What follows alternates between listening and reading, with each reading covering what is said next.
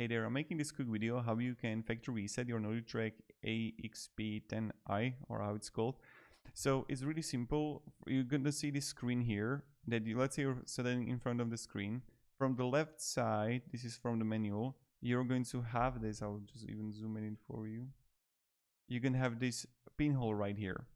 And what you have to do first is that press the power switch into the off position. So turn it completely off, let's say from the outlet. Then you want to locate a small reset opening on a back edge of the console, like right here.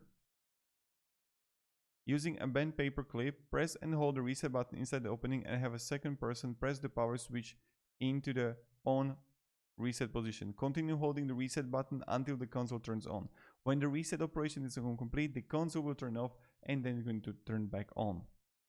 And this is something where you're going to locate it, how you're going to do it. I hope it helped you. Have a great day and goodbye.